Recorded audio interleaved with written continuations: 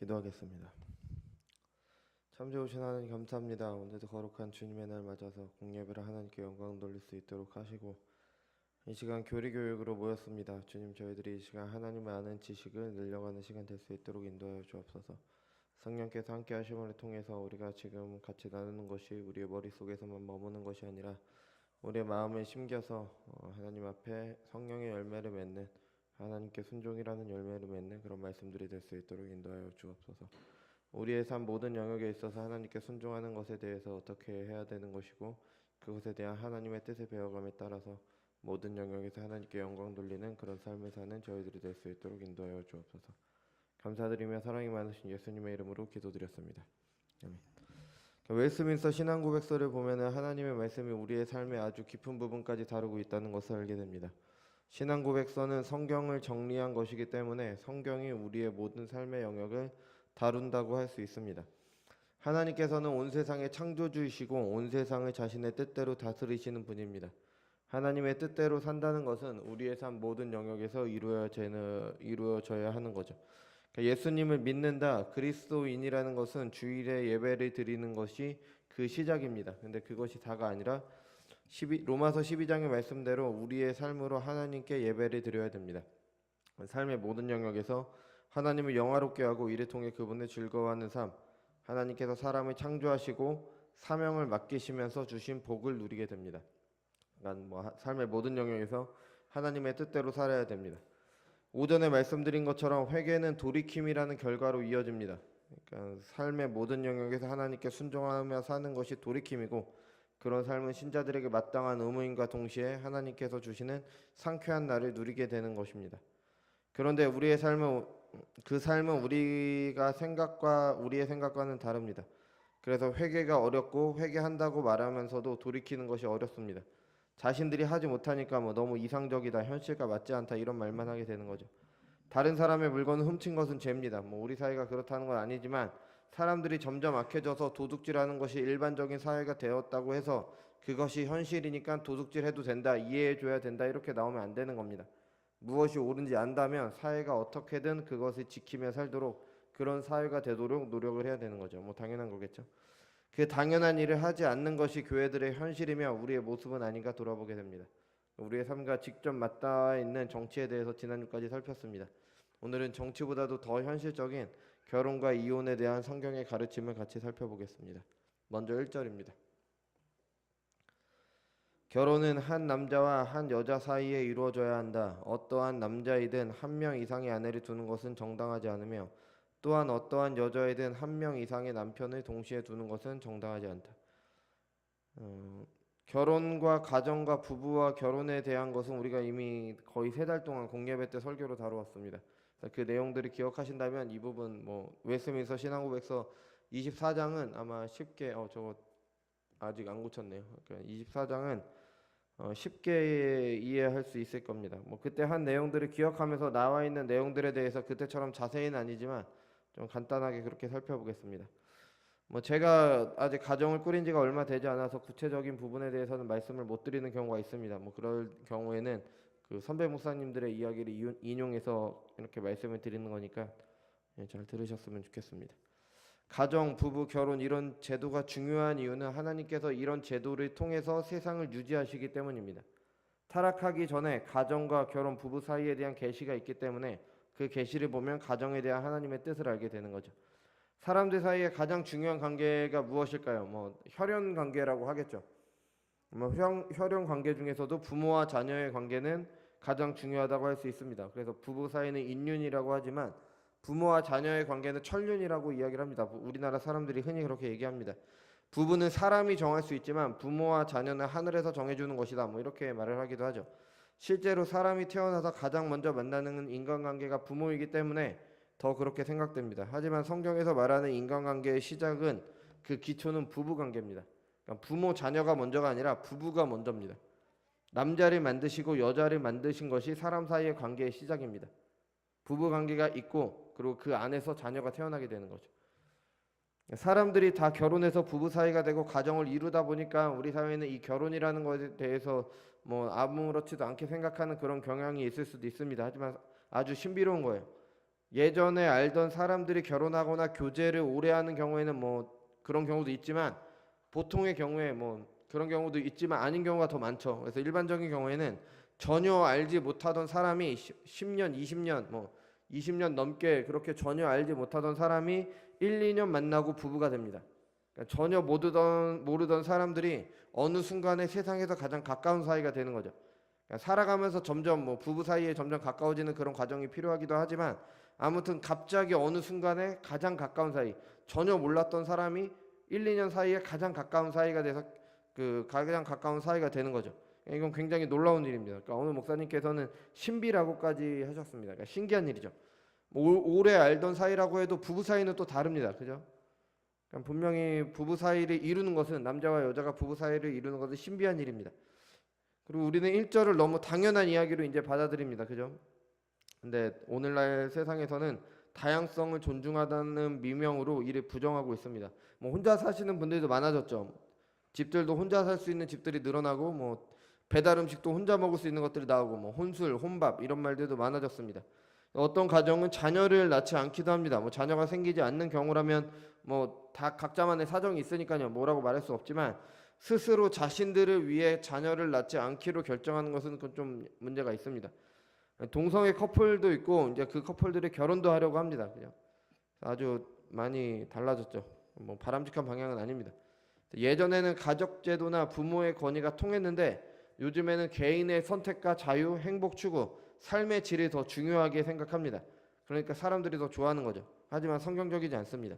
무조건 결혼을 해야 된다는 게 아니라, 특별한 경우가 있으면 안 할 수도 있습니다. 뭐 그럴 수도 있지만, 일반적인 경우라면 가정을 이루어 아이를 낳는 것이 성경적입니다. 그게 하나님의 방식입니다.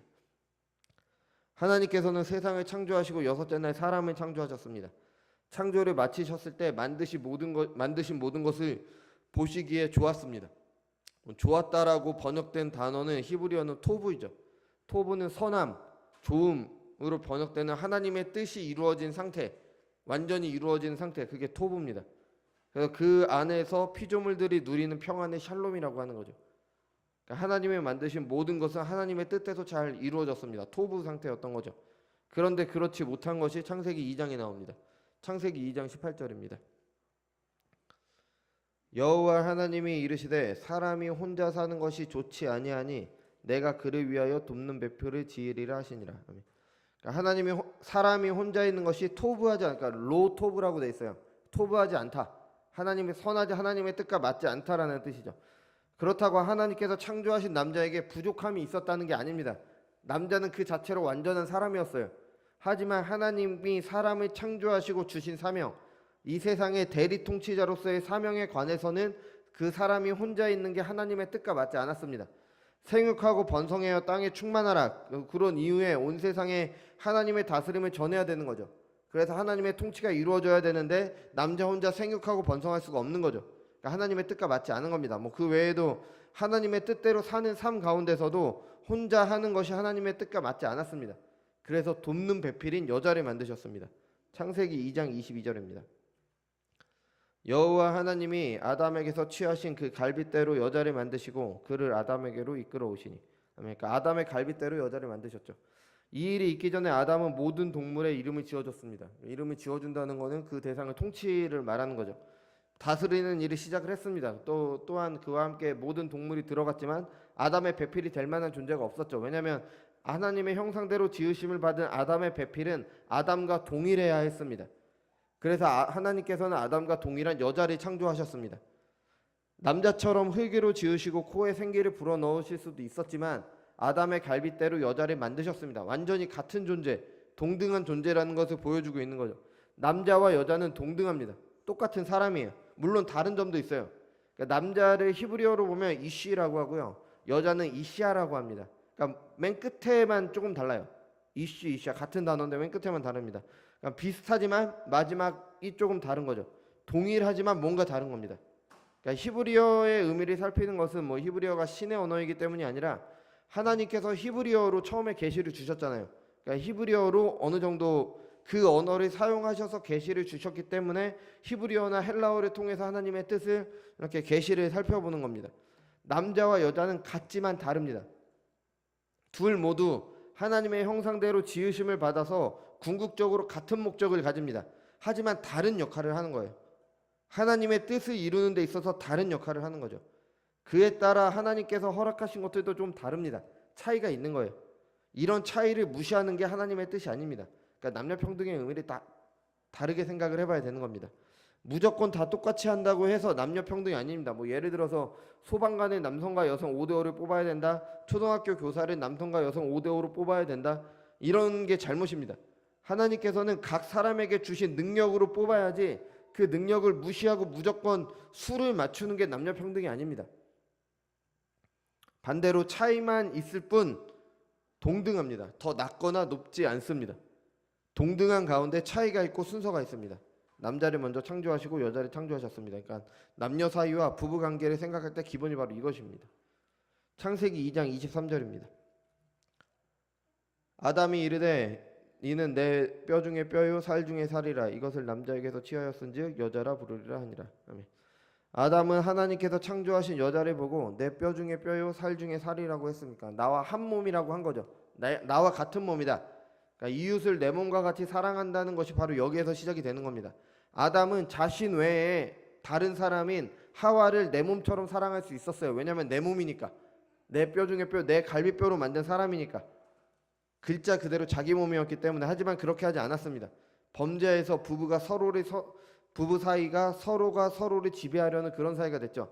너는 남자를 원하고 남자는 너를 다스릴 거다. 이게 타락한 이후에 남녀 사이의 그 부부 사이의 관계가 된 겁니다. 그 죄의 결과 아담 이후에 모든 가정에서 일어나고 있습니다. 이웃을 내 몸처럼 사랑하는 것은 부부간에 하나님께서 정하신 관계를 회복하는 것에서 그 시작이 되는 겁니다. 많이 다루었던 것이기 때문에 우리 에베소서 5장 22절에서 25절을 읽는 것으로 그냥 대신하겠습니다. 에베소서 5장 22절에서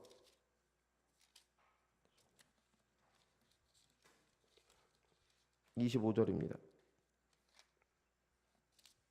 에베소서 5장 22절에서 25절.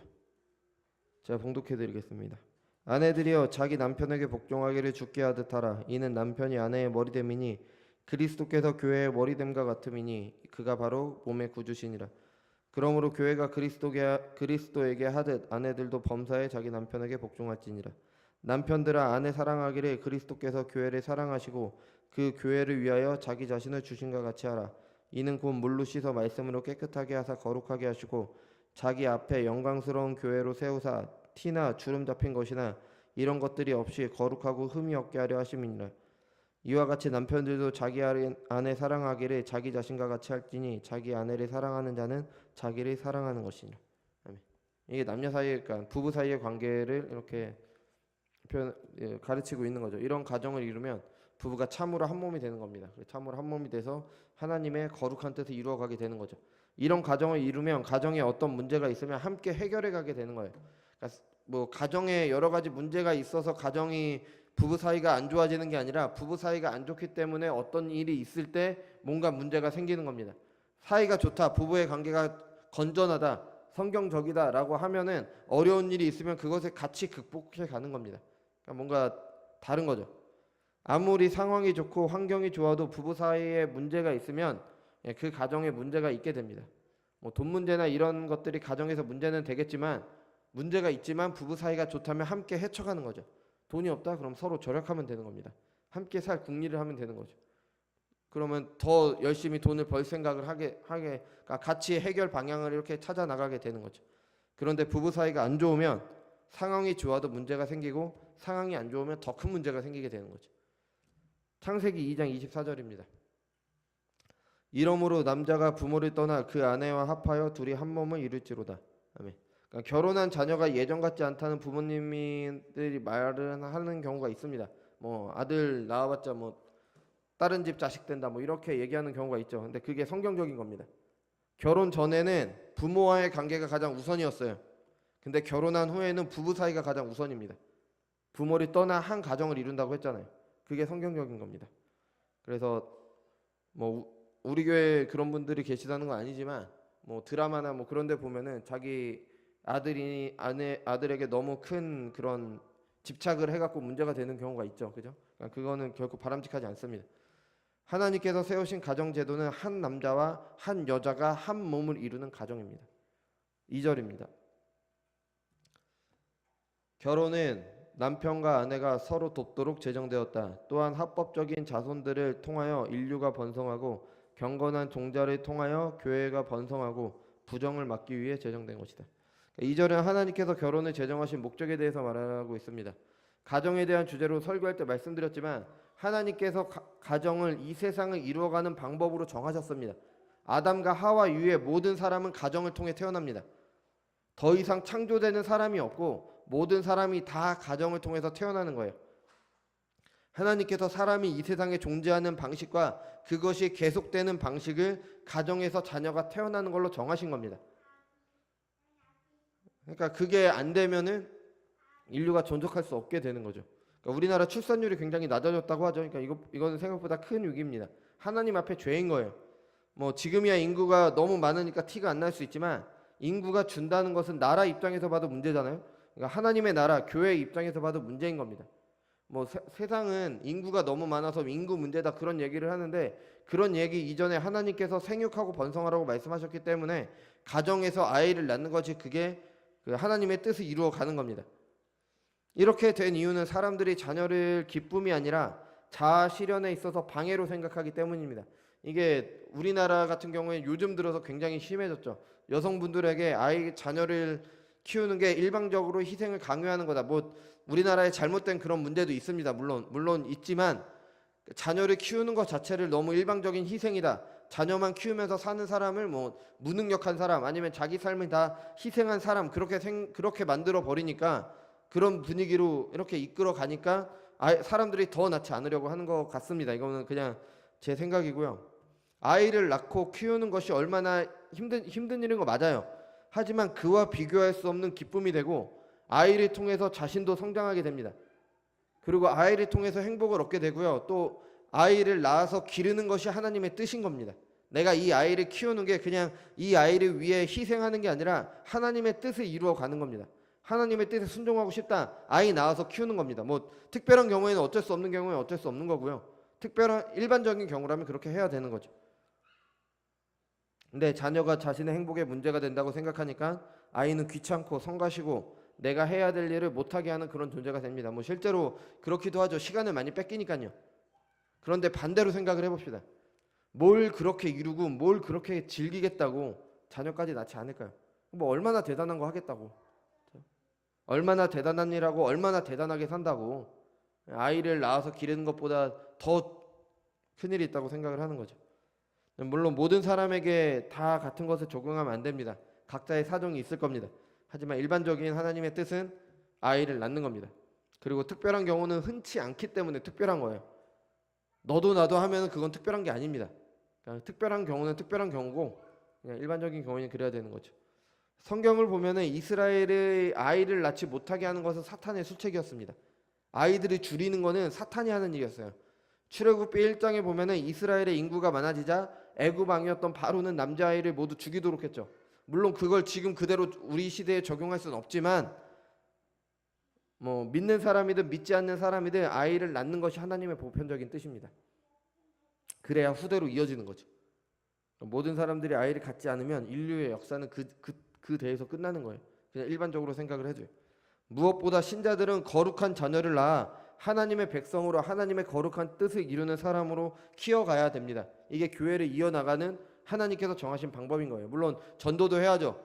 근데 전도보다 먼저 해야 될 거는 아이를 낳아서 아이를 교회 안에서 거룩한 자녀로 하나님의 자녀로 키워나가는 겁니다. 뭐 아이를 낳아 기르기 힘든 세상입니다. 뭐 저도 아이를 키워보니까 좀 알겠습니다. 아이들이 자라면 점점 더 어려워지겠죠. 하지만 하나님의 뜻을 기억하고 하나님의 뜻을 이루는 삶을 살 때 하나님께서 도우실 것을 기대하면서 내게 주어진 상황에서 최선을 다한다면 하나님께서 알아서 하실 겁니다. 문제가 되지 않을 거예요. 물론 최선을 다한다면요. 하나님의 뜻대로 살려고, 그죠?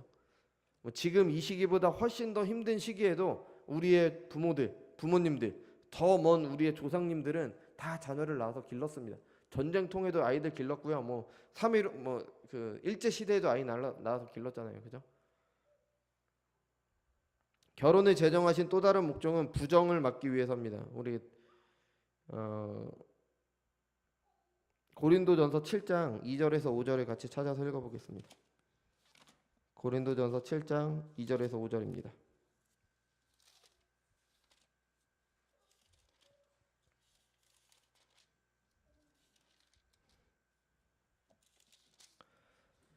고린도전서 7장 2절에서 5절. 음행을 피하기 위하여 남자마다 자기 아내를 두고 여자마다 자기 남편을 두라. 남편은 그 아내에 대한 의무를 다하고 아내도 그 남편에게 그렇게 할지니라. 아내는 자기 몸을 주장하지 못하고 오직 그 남편이 하면 남편도 그와 같이 자기 몸을 주장하지 못하고 오직 그 아내가 하나니 서로 분방하지 말라. 다만 기도할 틈을 얻기 위하여 합의상 얼마 동안은 하되 다시 합하라. 이는 너희가 절제하지 못함으로 말미암아 사탄이 너희를 시험하지 못하게 하려 함이라. 아멘. 우리나라는 성에 대해서 좀 부정적인 생각을 가지고 있지만, 그래서 부정을 막기 위해서 결혼이 있다고 하면은 더럽고 추악한 성적 욕구를 해소하기 위한 방편이라고 생각을 합니다. 네, 디모데전서 4장부터 4장 1절부터 그러는 4장 4절까지 같이 한번 읽어보겠습니다. 그러나 성령이 밝히 말씀하시기를 후일에 어떤 사람이 믿음에서 떠나 미혹하는 영이 귀신의 가르침을 따르리라 하셨으니 자기 양심이 화인을 맞아 외식함으로 거짓말을 하는 자들이라. 혼인을 금하고 어떤 음식물을 먹지 말라고 할 터이나 음식물은 하나님이 지으신 바니 믿는 자들과 진리를 아는 자들이 감사함으로 받을 것이니라. 하나님께서 지으신 모든 것이 선함에 감사함으로 받으면 버릴 것이 없나니. 아멘. 그러니까 하나님께서 지으신 것은 선합니다. 남자와 여자가 결혼해서 이제 같이 사는 것도 하나님께서 정하신 거기 때문에 선한 겁니다. 하나님께서는 신자들에게 거룩한 씨를 주시고 부부간의 친밀감을 나누는 수단으로 주신 겁니다. 근데 이게 인간의 타락 때문에 왜곡된 게 문제지 그 자체가 문제가 되는 게 아닙니다. 말라기 4장 15절입니다. 그에게는 영이 충만하였나니 오직 하나를 만들지 않으셨느냐? 어찌하여 하나만 만드셨느냐? 이는 경건한 자손을 얻고자 하심이라. 그러므로 내 심령을 삼가 지켜서 어려서 맞이한 아내에게 거짓을 행하지 말지니라. 그러니까 먼저 결혼한 아내를 버리고 다른 아내를 얻으려는 사람들에게 하나님의 말씀입니다. 하나님의 영은 충만한데 아담에게 하와 말고 다른 아내들도 주실 수 있으셨습니다. 근데 한 명과 가정을 이루도록 하셨죠. 한 남자와 한 여자로 가정을 이루게 하신 것은 경건한 자손을 얻고자 하심이었습니다. 결혼 생활에 충실함으로 거룩한 자녀를 낳아 하나님의 자녀로 키우게 됩니다. 쾌락만 추구한다든지 아이를 낳는 수단으로만 볼 때 부부 사이에는 문제가 되는 거죠. 하나님께서 주신 것은 하나님의 뜻대로 선용을 해야 됩니다. 다음 3절입니다. 결혼에 응할 수 있는 분별력을 가진 사람이면 누구나 결혼할 수 있다. 그러나 그리스도인들은 오직 주 안에서만 결혼해야 할 의무가 있다. 그러므로 참된 개혁을 신봉하는 자는 불신자들이나 로마 카톨릭 신자들이나 기타 우상 숭배자들과 결혼해서는 안 되며 생활 면에서 노골적으로 사악하거나 저주받을 만한 이단을 주장하는 자들과 경건한 자가 결혼함으로 해서 멍해를 같이 해서는 안 된다. 그러니까 3절은 누구와 결혼할 것인가에 대한 답입니다. 배우자를 위한 기도를 해야 된다고 하는데 사람들이 말하는데 그 배우자들을 위해 어떤 기도를 할 것인가를 생각을 해야 되네요. 원칙적으로 신자는 신자와 결혼을 해야 됩니다. 결혼은 남자와 여자가 한 몸이 되어 하나님의 거룩한 뜻을 이루어가기 위한 제도입니다. 신자는 신자와 결혼을 해야지 함께 하나님의 거룩한 뜻을 이루어가게 됩니다. 그러니까 우리가 생각하는 결혼의 조건은 무엇입니까? 좋은 직업, 남자는 집 한 채, 외모, 성격 이 모든 것 위에 신앙이 있어야 됩니다. 최고의 배우자감이 있습니다. 내 아이가 그 사람과 결혼하려고 할 때 딱 하나가 걸려요. 다른 건 진짜 완벽한데 신앙이 좀 부족합니다. 그럼 어떤 반응을 보일까요? 신앙은 살다 보면 되겠지 하고 결혼을 보통 시킵니다. 그럼 어떻게 될까요? 엄청난 문제가 생깁니다. 분명히 문제가 생겨요.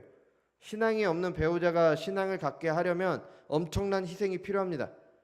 어린아이 달래듯 어르고 달래서 교회에 데려가려고 하니까요. 항상 을의 입장이 되는 거예요. 다른 모든 부분에 있어서 약자가 됩니다. 그렇게 할 수도 있고 아니면 그렇게 해서 신앙을 갖게 된다면 그나마 다행이지만 참된 신앙을 지키기 위해 결혼을 포기하거나 아니면 가정의 평화를 위해 신앙을 포기하게 되는 경우도 있습니다. 누가복음 12장 51절부터 53절입니다. 내가 세상에 화평을 주러 온 줄로 아느냐? 내가 너희에게 이르노니 아니라 도리어 분쟁하게 하려 함이로다. 이후부터 한 집에 5 사람이 있어 분쟁하되 셋이 둘과 둘이 셋과 하리니 아버지가 아들과 아들이 아버지와 어머니가 딸과 딸이 어머니와 시어머니와 며느리와 며느리가 시어머니와 분쟁하리라 하시니라. 아멘. 뭐 예수님이 가족 사이의 관계를 깨기 위해 오셨다는 게 아닙니다. 신앙을 지키다 보면 이런 가까운 사이에도 다툼이 생길 수도 있습니다. 신자와 불신자는 전혀 섞일 수가 없습니다. 그냥 살다 보면 되는 게 아닙니다. 하나님의 섭리 아래 하나님의 자녀로 오는 일도 있지만 당연히 있습니다. 하나님의 자녀로 오는 게 절대 쉬운 일은 아닙니다. 그래서 신자는 원칙적으로 신자와 결혼을 해야 됩니다. 만약 믿지 않는 사람과 결혼하거나 아니면 나랑 신앙의 색채가 다른 사람과 결혼을 한다면 먼저 그 사람을 전도해서 같은 신앙 위에 선 후에 결혼을 하는 겁니다.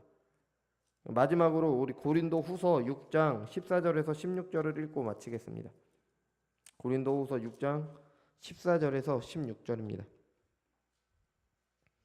고린도 후서 6장 14절에서 16절입니다.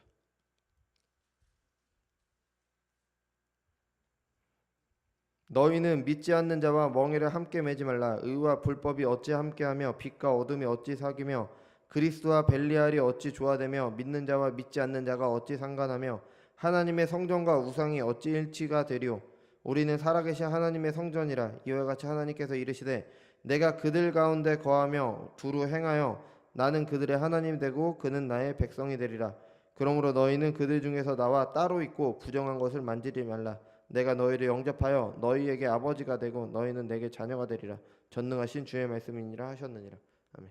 그러니까 신자와 불신자가 함께 할 수 없다는 건 같이 어울리면 안 된다라는 의미는 아닙니다. 같이 섞여서 살고 있잖아요. 그죠? 그런 의미는 아니라 같이 결혼하면 안 된다. 아니면 뭐 같은 한 가정을 이루면 안 된다. 같은 공동체를 이루면 안 된다. 이런 의미가 되는 거죠. 뭐 사회생활 할 때는 어쩔 수 없이 이렇게 만나는 부분도 있지만 이런 부분에 있어서는 우리가 좀 많은 생각을 해야 됩니다. 뭐 결혼은 하나님께서 정하신 제도입니다. 그 안에는 하나님의 뜻이 담겨 있습니다. 그 뜻이 무엇인지 알고 그 뜻을 이루는 것이 신자의 마땅한 삶의 자세입니다. 하나님의 영광을 위하는 가정을 이루어 가시기 바랍니다. 기도하겠습니다. 주님 감사드립니다. 오늘은 결혼에 대한 하나님의 뜻에 대해서 같이 살펴봤습니다. 주님 성경에는 모든 영역에 삶의 모든 영역에 있어서 하나님의 계시를 다루고 있습니다. 하나님의 뜻에 순종한다는 것이 어떤 것인지 우리에게 풍부한 계시로 알리고 있습니다.